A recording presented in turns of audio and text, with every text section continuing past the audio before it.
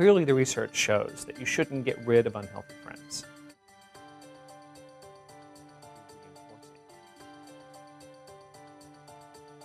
I'm not going to say that networks are the only thing, right? You definitely have to do other positive things. You have to educate people. You have to make the incentives right. You have to also try to get people to help each other. I think once we start integrating that information, using friends as data to make better predictions about who's at risk, and also use friends as motivators to try to help people to make these positive changes, then we're really going to see the next revolution in personalized medicine.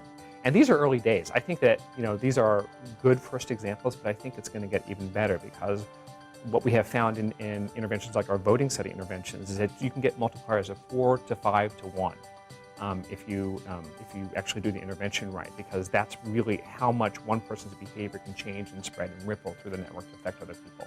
Clearly, the research shows that you shouldn't get rid of unhealthy friends. When you're choosing new friends, I think what the research says is that if you choose healthy friends, that you're more likely to be healthy yourself. I think we're going to see a revolution in this decade in terms of how we use friends.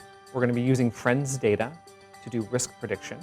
We're going to do a much better job of figuring out who's at risk and who's not at risk for certain outcomes like weight gain or a heart attack, diabetes, by looking at the outcomes of a person's friends.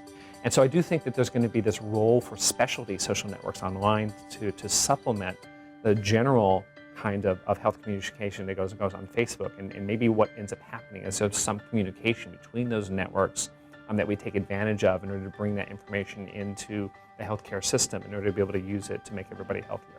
Even though I might only have a small effect on you as my friend, that you are connected to 5, 10 other people, and they're each connected to 5 or 10 other people. There's this exponential power